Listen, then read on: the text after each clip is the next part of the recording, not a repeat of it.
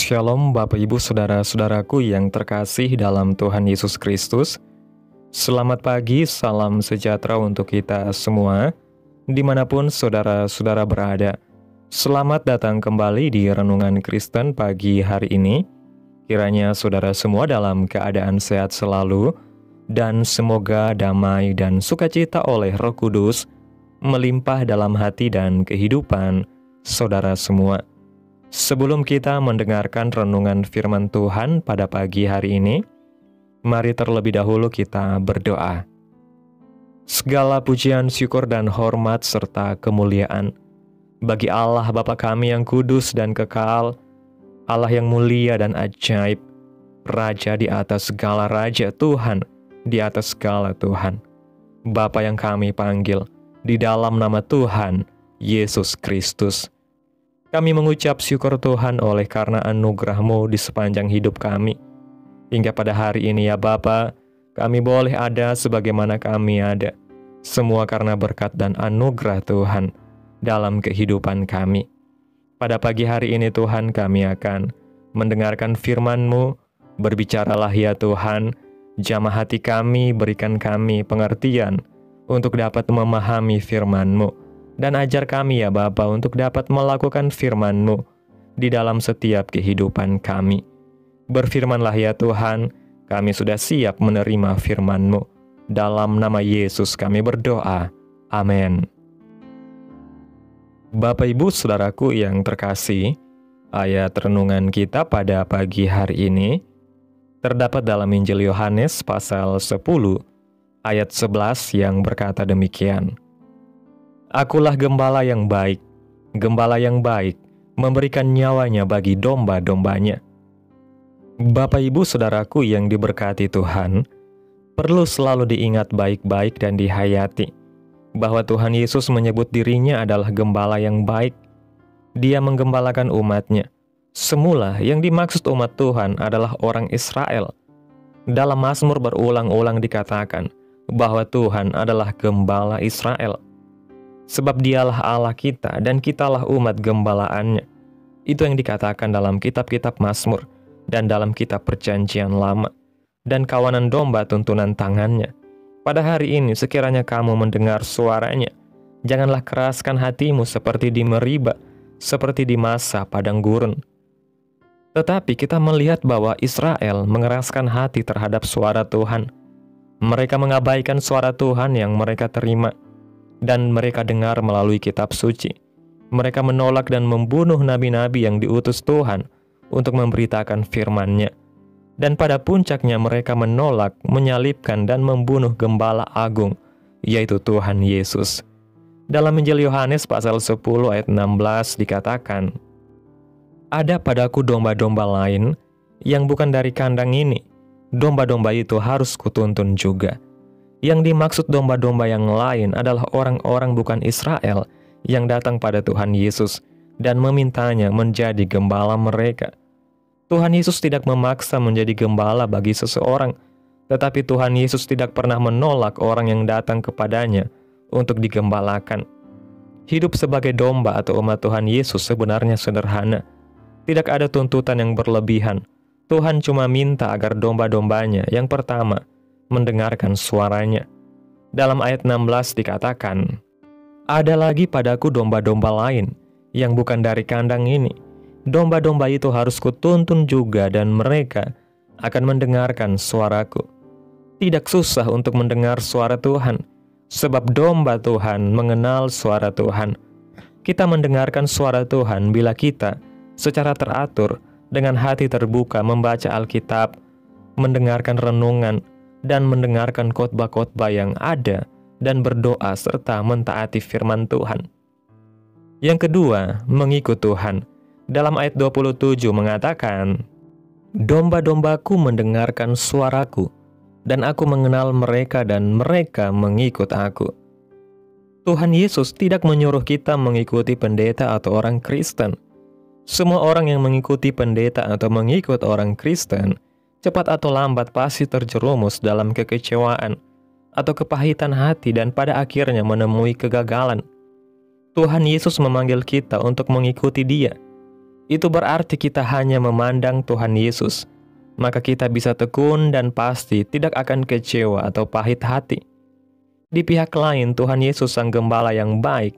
Dia membela, melindungi, dan berkorban apa saja untuk keselamatan dan kehidupan domba-dombanya. Memang sekarang kita masih menghadapi masalah, ujian, pencobaan, bahkan diserang oleh iblis.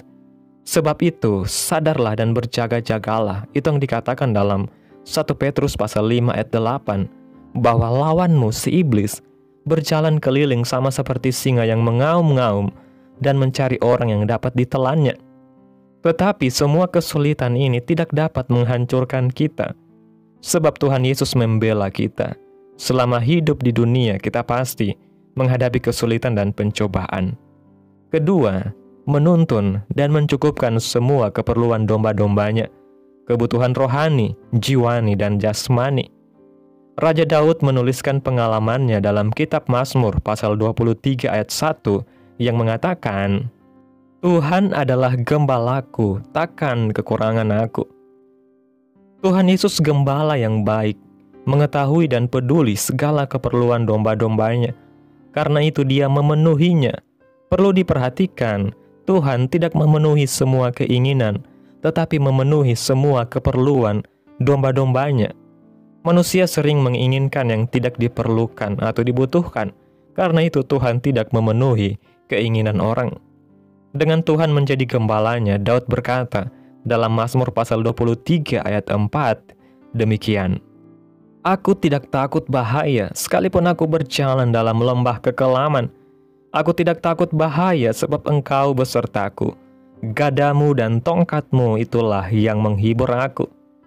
Jadi dengan Tuhan sebagai gembala, kita mampu menaklukkan rasa takut. Sebab Dia membela dan melindungi kita sepenuhnya. Sebab itu Tuhan berkata, mengorbankan nyawa pun dilakukannya untuk melindungi domba-dombanya. Percayalah bahwa sebagai gembala yang baik, Tuhan yang membela dan melindungi kita menuntun kepada kelimpahan. Bapak Ibu Saudaraku yang diberkati Tuhan, melalui renungan pada pagi hari ini ketika Yesus berkata, Akulah gembala yang baik, itu berarti Dia bukan sekedar pemimpin rohani yang memberi arahan, tetapi Dia adalah pribadi yang menyatukan diri dengan kita dalam segala kondisi kehidupan. Bahkan sampai rela menyerahkan nyawanya untuk keselamatan kita. Dalam tradisi gembala di Israel, seorang gembala bukan hanya menggiring domba-dombanya, tetapi juga hidup bersama mereka, menjaga mereka siang dan malam, melindungi mereka dari binatang buas, dan memastikan mereka menemukan padang rumput yang segar. Gambaran ini begitu indah karena menegaskan betapa besar kasih Kristus kepada kita sebagai domba-dombanya. Di tengah dunia yang penuh bahaya, pencobaan, dan jebakan iblis, kita seringkali merasa kecil, lemah, dan tak berdaya. Tetapi sebagai domba yang dipelihara oleh gembala yang baik, kita tidak berjalan sendirian. Ada tangan yang kuat yang membela, ada hati yang penuh kasih yang melindungi, dan ada suara yang lembut yang terus menuntun kita agar tidak tersesat. Sayangnya, banyak orang Kristen gagal menikmati kasih dan perlindungan Sang Gembala karena mereka tidak sungguh-sungguh mendengarkan suaranya dan lebih memilih suara dunia. Ada kalanya kita lebih sibuk mendengar suara ketakutan, suara kekhawatiran, atau bahkan suara daging kita sendiri yang mendorong kita pada dosa. Padahal, gembala yang baik terus berbicara melalui firman-Nya, melalui doa, bahkan melalui peristiwa-peristiwa kehidupan sehari-hari. Maka kita diingatkan untuk selalu peka, untuk membuka hati agar kita tidak menjadi seperti bangsa Israel yang mengeraskan hati, menolak suara Tuhan dan akhirnya tersesat. Bila kita mau dengan rendah hati mendengar suara Tuhan, maka kita akan berjalan dalam jalan yang aman, meski jalannya tidak selalu mudah. Karena gembala yang baik ada di depan kita, membuka jalan bagi kita. Selain mendengar suaranya, hal penting lain adalah mengikut Tuhan Yesus dengan setia. Mengikut Yesus berarti melepaskan pandangan kita dari manusia, dan menaruh pandangan penuh hanya kepada Tuhan, yang setia. Banyak orang Kristen kecewa karena mereka terlalu terpaku pada teladan manusia, entah itu pendeta, pemimpin gereja, atau sesama jemaat, yang pada akhirnya mengecewakan. Karena manusia tetaplah manusia yang terbatas dan bisa jatuh dalam dosa. Tetapi gembala yang baik tidak pernah mengecewakan. Dia selalu setia, selalu benar, dan selalu penuh kasih. Ketika kita mengikuti Tuhan, kita belajar untuk percaya bahwa setiap langkah kita ada dalam rencananya. Meskipun kadang jalannya sempit, berliku, dan penuh tantangan. Namun, jalan bersama gembala yang baik adalah jalan yang pasti menuju padang rumput kehidupan kekal. Inilah janji Yesus yang indah. Domba-domba yang mendengar suaranya dan mengikutinya akan menerima hidup yang kekal, dan tidak seorang pun dapat merebut mereka dari tangannya. Ini berarti hidup kita ada dalam perlindungan mutlak, tidak tergoyahkan oleh kuasa dunia maupun kuasa kegelapan. Maka, meskipun kita berjalan dalam lembah kekelaman, kita tidak perlu takut, sebab gembala yang baik ada bersama kita dengan gada dan tongkatnya yang menghibur. Percayalah, di tengah segala kelemahan, ketakutan, dan keterbatasan kita, Yesus selalu ada untuk membela, menuntun, dan mencukupkan kita. Yang perlu kita lakukan hanyalah mendengar, mengikuti, dan tetap tinggal di dalam kasih Tuhan. Amin. Tuhan Yesus memberkati. Demikianlah renungan firman Tuhan pada pagi hari ini. Biarlah menjadi berkat bagi kita semua dan dapat kita lakukan dalam setiap kehidupan kita. Pada hari ini, sebelum kita memulai segala aktivitas kita di hari ini, mari bersama kita berdoa. Segala pujian, syukur, dan hormat bagi Allah Bapa kami yang kudus dan kekal, Allah yang mulia dan ajaib, Bapa di dalam nama Tuhan Yesus Kristus. Kami bersyukur Tuhan atas pertolongan-Mu dan penyertaan-Mu, serta atas berkat-Mu dalam hidup kami. Kami sungguh berbahagia dan bersyukur atas kebaikan Tuhan dalam kehidupan kami. Tak pernah berkesudahan kasih setia Tuhan, tak habis-habisnya rahmat-Mu, selalu baru setiap pagi. Besar kesetiaan-Mu Tuhan dalam hidup kami. Kami bersyukur Tuhan buat firman-Mu pada pagi hari ini. Engkau gembala kami yang baik. Kami bersyukur karena Engkau tidak hanya menuntun kami, tetapi juga rela memberikan nyawa-Mu bagi keselamatan kami. Ajarlah kami untuk selalu mendengar suara-Mu di tengah hiruk pikuk dunia ini, dan untuk setia mengikuti-Mu kemanapun Engkau menuntun kami. Jangan biarkan hati kami keras atau lebih memilih suara dunia, tetapi lembutkanlah hati kami agar selalu taat kepada firman-Mu. Kami percaya bersama Engkau kami tidak akan kekurangan, tidak akan tersesat, dan tidak akan dibiarkan berjalan sendirian. Terima kasih buat firman-Mu yang begitu indah Tuhan.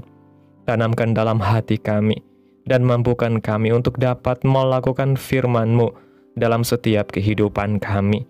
Biarlah perkataan firman-Mu terus menyegarkan jiwa kami, menghidupkan hati yang lemah dan lesu, dan membangkitkan harapan dan kasih. Berkati umat-Mu yang sudah mendengarkan firman-Mu hari ini.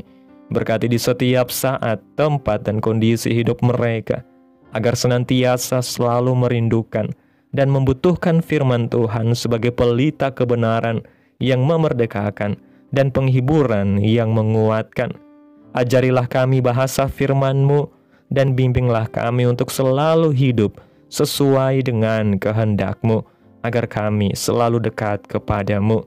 Terima kasih Tuhan Yesus yang baik, buat kesempatan hidup yang masih Engkau berikan.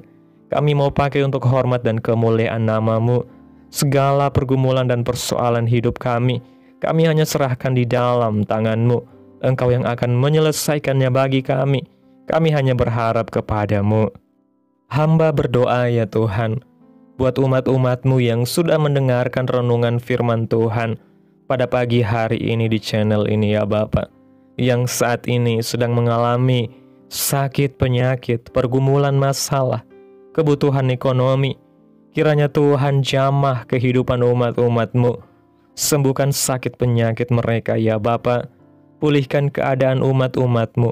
Memberkati perekonomian mereka. Serta Tuhan beri jalan keluar dalam setiap pergumulan masalah yang umat-umat-Mu sedang hadapi.